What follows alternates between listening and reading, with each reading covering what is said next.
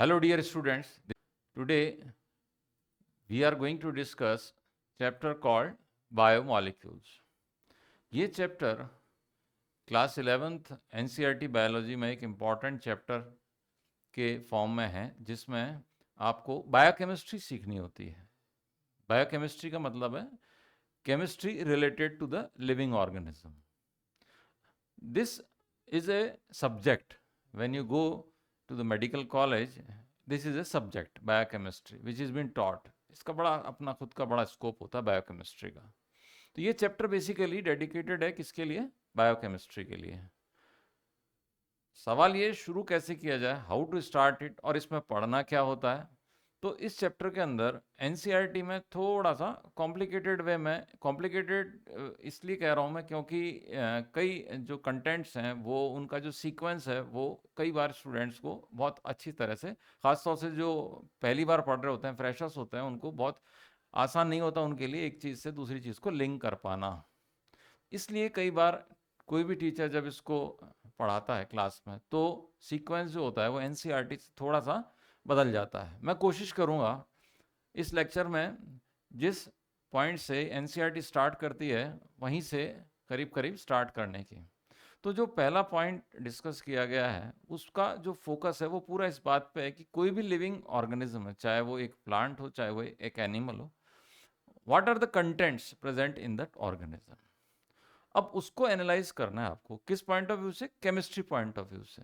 इसलिए मैंने आपकी कहा बायोकेमिस्ट्री है ये।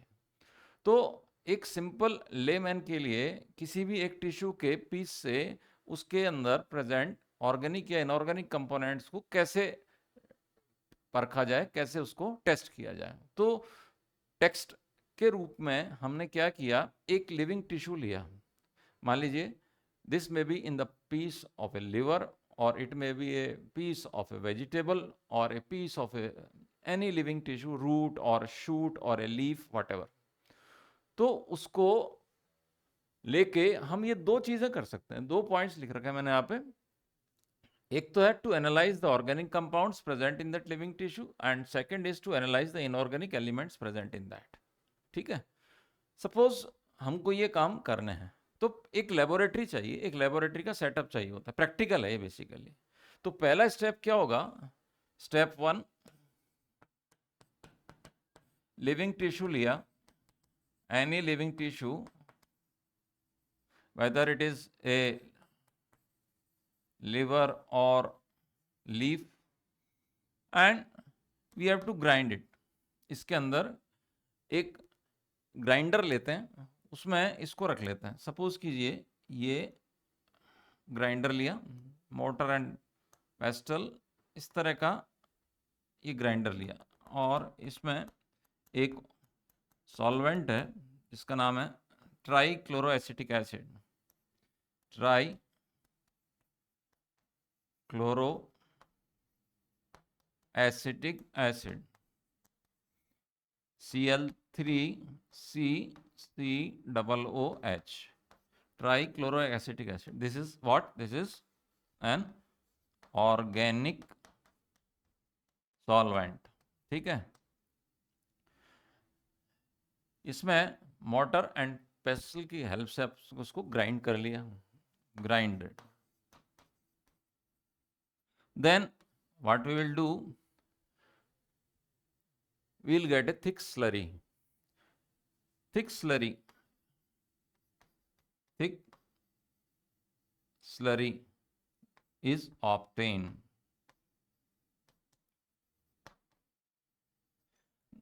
We will take a cheesecloth or a filter paper in laboratory. We will take a beaker over here. We will take a funnel and like this, just to depict.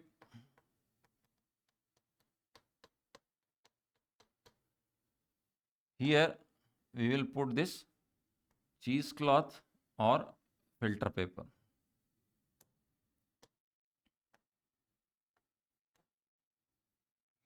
cheesecloth और filter paper यहाँ पे लगी। ये सब चीज़ें laboratory में available होती हैं। यहाँ पे इस थिक स्लरी को जब अपन ने पुट किया तो दो तरह के फिजिकल कंपोनेंट्स हमें मिलेंगे। एक है जो फिल्टर नहीं हो पाएगा, एक है जो फिल्टर होके नीचे आ जाएगा बीकर में। तो जो कंटेंट ऊपर रह गया यानी कि फिल्टर नहीं हो पाया, इसको समझ लीजिए आप, चैप्टर की स्टार्टिंग है ये कहलाता है रिटेंटेट। ये टर्म्स याद होनी चाहिए, रिटेंटेट।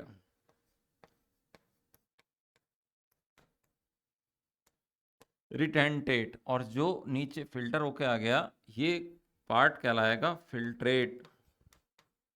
एक ही कंपोनेंट के लिए दो टर्म्स यूज की गई हैं, ये ध्यान रखिएगा। जिसमें हमने यूज किया है chemical organic solvent trichloroacetic acid, तो एक एसिड है।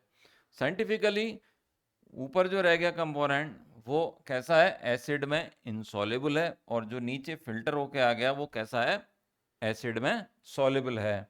तो फिल्ट्रेट को कहा गया, filtrate is called as acid soluble fraction, and retentate it is called as just acid insoluble fraction. I hope I have made myself clear.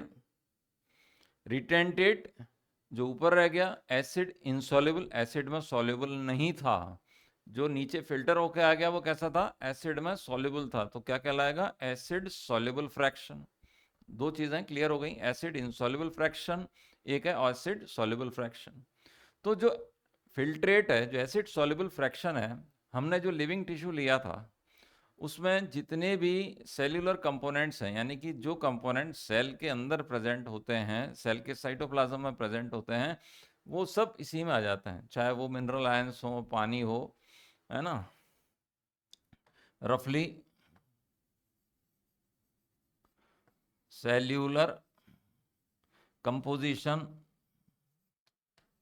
इसका होता है। इसका केमिकल एनालिसिस किया जाता है डिटेल में। ये सब चीजें हमें हायर क्लासेस में सीखने को मिलेंगी। तो जब हमने रिटेंटेट को और फिल्ट्रेट को एनालाइज किया केमिस्ट्री के एंगल से, तो यहाँ पे एक टर्म है मॉलिक्यूलर वेट। मॉलिक्यूलर वेट किसी भी मॉलिक्यूल का वेट मॉलिक्यूलर वेट कहलाता है, और इसको मेजर करने की जो यूनिट होती है वो होती है डाल्टन्स। बहुत ज़्यादा बड़ा है तो किलो डाल्टन्स हम यहाँ पे कह देते हैं। तो कॉमन सेंस वाला पॉइंट है कि जो मॉलिक्यूल बड़े हैं, जिनका मॉलिक्यूलर वेट ज़्यादा है, वो ज़्यादातर कहाँ मिलेंगे, रिटेंटेट में। And just reverse to it, वो मॉलिक्यूल जिनका मॉलिक्यूलर वेट कंपैरेटिवली कम है, वो सब कहाँ मिलेंगे, फिल्ट्रेट में। छोटी चीज़ फिल्टर होके नीचे आ जाएगी, बड़े मॉलिक्यूल्स फिल्टर नहीं हो पाएंगे, वो ऊपर ही रह जाएंगे, रिटेंटेट में ही रह जाएंगे। तो what we get two type of the biomolecules. One is in acid insoluble fraction, they have got larger molecular weight. One is in acid soluble fraction, they have got lower molecular weight. Based on this, biomolecules are grouped in two categories. One is bio macromolecules, one is bio micromolecules. तो अब इसको हम देखते हैं। Bio molecules, ऐसे कोई भी compound जिसमें कार्बन है वो बायोमॉलिक्यूल है, या लिविंग सिस्टम में जितने भी ऑर्गेनिक कंपाउंड्स हैं they are called as biomolecules. तो बायोमॉलिक्यूल्स को किस पे based on molecular weight, they are of two types. One is bio micro molecules, second is bio macro molecules। देखिए लिविंग सिस्टम में जो केमिकल कंपोजिशन है रफली सॉइल की तरह से होता है, मिट्टी की तरह से होता है, परसेंटेज वेरी करती है। ये चीज़ भी एनसीईआरटी में मेंशन्ड है कि सॉइल का जो केमिकल कंपोजिशन है वो लिविंग ऑर्गेनिज्म के केमिकल कंपोजिशन से काफ़ी कुछ रिजेंबल करता है। तो माइक्रो मॉलिक्यूल किसे कहा गया? जिसका compounds with molecular weight less than 1000 Dalton. Normally ये 18 से 800 डाल्टन्स के बीच में होता है मॉलिक्यूलर वेट यहाँ पे, और ऐसे कंपाउंड जिनका मॉलिक्यूलर वेट 10,000 डाल्टन तक है वो सब बायो मैक्रो मॉलिक्यूल्स कहलाते हैं। Compounds with molecular weight more than 10,000 Dalton's, ये हम कह सकते हैं। इसको केयरफुली देख लीजिएगा। तो bio micromolecules they will be present in filtrate, और इसका दूसरा नाम थोड़ी देर पहले एसिड सॉल्यूबल फ्रैक्शन रखा गया था। फिल्ट्रेट और acid soluble fraction they are present in, ऐसे हम लिख सकते हैं, and biomacromolecules they are present in acid insoluble fraction or in retentate, present in retentate जो छन नहीं पाया था, प्रेजेंट इन रिटेंटेट और एसिड इनसॉल्युबल फ्रैक्शन। टर्म्स देख लीजिएगा, क्वेश्चन यहां से कई बार गलत हो जाते हैं, छोटे छोटे सिली मिस्टेक्स के फॉर्म में इनको देखा जाता है। एसिड इनसॉल्युबल फ्रैक्शन है ये।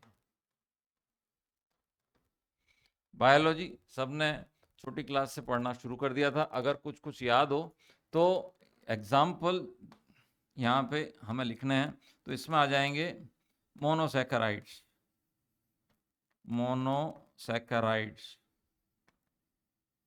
जैसे कि ग्लूकोज,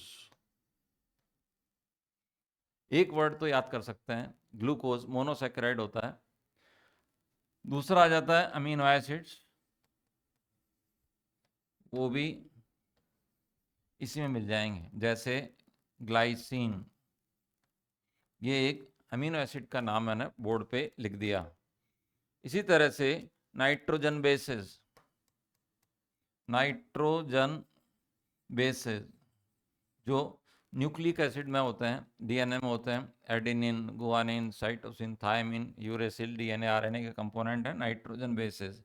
ये सारे किस कैटेगरी में है? They are present in filtrate or acid soluble fraction. They are micromolecules with molecular weight ranging between 18 to 800 daltons. Okay, so far we have discussed this. Now coming to my macromolecules, they have got molecular weight around 10,000 daltons or more. Here I am going to write it examples such as polysaccharides,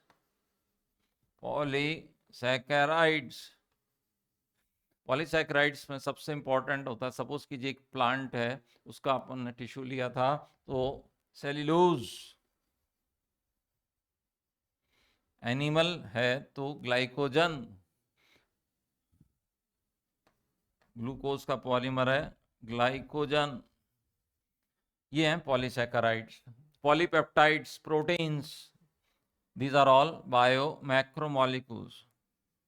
Polypeptides, proteins,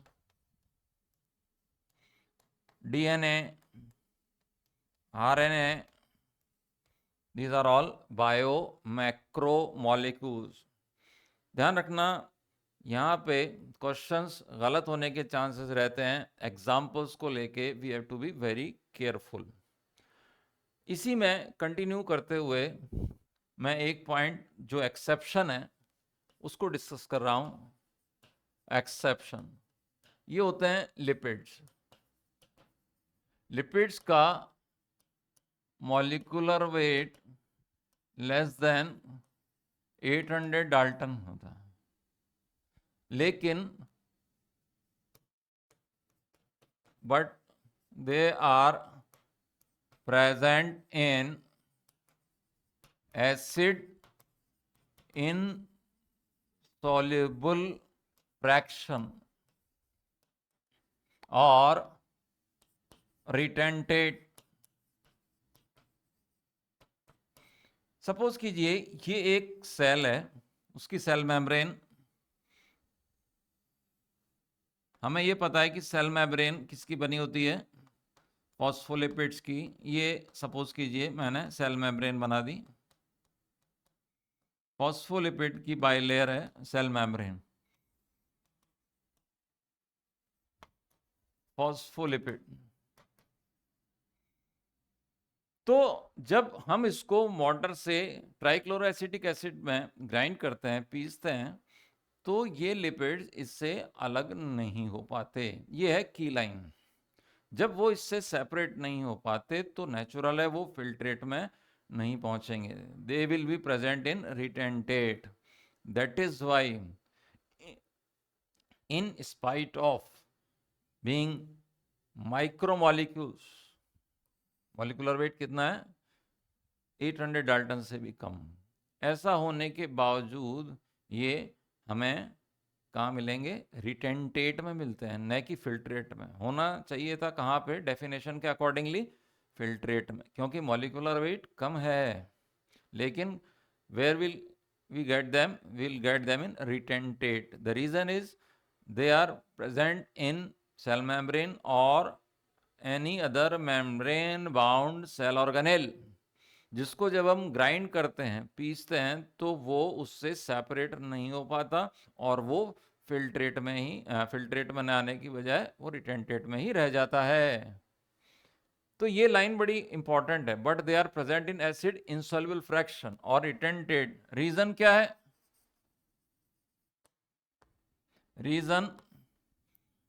reason is the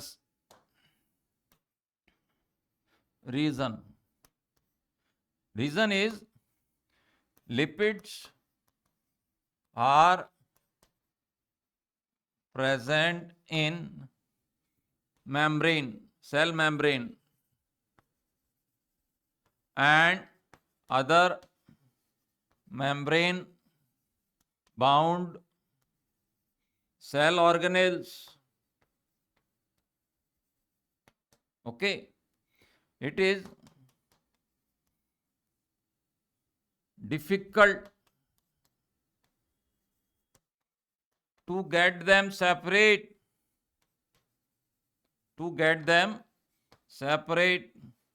by grinding। पीसने से अलग नहीं हो जाएंगे ये। That is why so they are present in acid insoluble fraction। ये एक important concept है जो यहाँ पे सबको क्लियर हो गया होगा। रिटेंटेट में ये मिल जाए, they will be present in retentate. तो ये लिपिड्स हैं, दे आर माइक्रोमोलिक्यूल्स। कैसे होता है ये, माइक्रोमोलिक्यूल्स होते हैं ये लिपिड्स। लेकिन कहाँ मिलेंगे, they will be present in retentate. If you want to analyze, this is the next point I am going to discuss, inorganic, the second point है inorganic composition of tissue can be obtained by following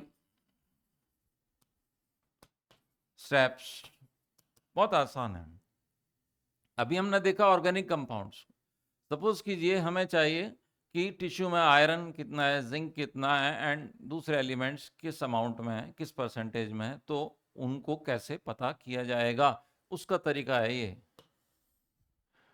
तो हमने क्या किया, पहला step, living tissue, same leaf और any other plant part और ए liver, इसका wait ले लिया, ठीक है, वजन ले लिया। ये कैसा था, this is called as wet weight. Wet word क्यों यूज किया, क्योंकि इसके अंदर मॉइस्चर कंटेंट है, पानी मौजूद है, ये कहलाता है wet weight. Then it is dried up, it is dried up, इसको सुखा लिया जाता है या तो इनक्यूबेटर में रख के। तो ये वेट लिया सुखाने के बाद, ये कहलाता है ड्राई वेट। अब बड़ी सिंपल सी मैथमेटिक्स है, वेट वेट में से ड्राई वेट को माइनस कर दिया गया तो क्या आ जाएगा, water content, water amount in tissue. ये बहुत आसानी से हमें मिल जाता है, एक चीज तो माइनस कर दी।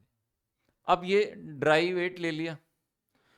Now what will the next step, dry weight लेने के बाद इसको बर्न कर देते हैं।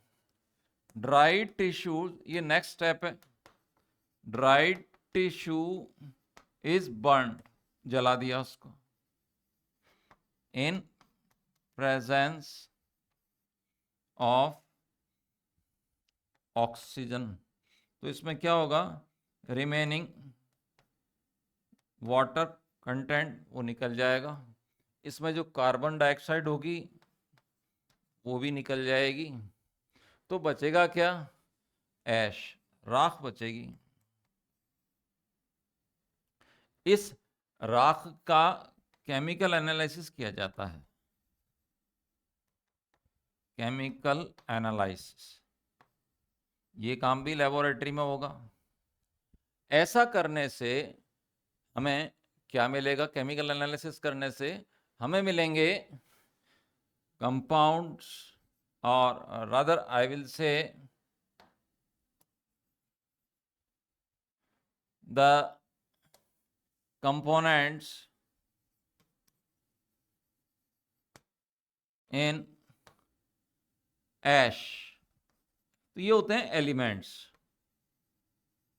और इसमें लगभग सब होंगे, approximately everything that we have in soil, that is calcium, that is magnesium, iron, that is carbon, nitrogen, and just continue to write it down. Ions मिल जाएंगे इसमें, फॉस्फेट, सल्फेट, ये सब चीज़ें इसमें मिल जाएंगी टाइट्रेशन करने के बाद में। तो ये क्या ऑब्टेन किया गया, ये उसका एसिड सॉल्युबल फ्रैक्शन के कंपोनेंट्स हैं, ये सब के सब, they are present in acid soluble fraction component.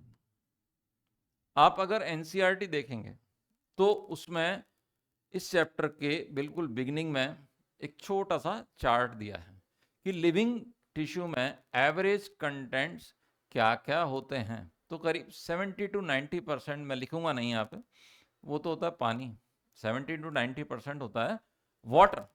दूसरा जो सेकंड अबंडेंट सब्सटेंस है जो लिविंग टिश्यू में प्रेजेंट है, वो होते हैं प्रोटीन्स।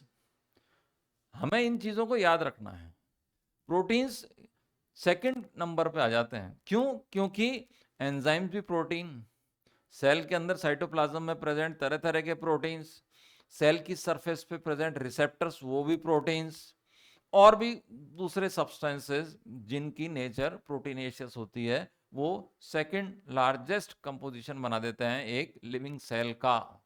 और उसके बाद में न्यूक्लिक एसिड आ जाता है ना।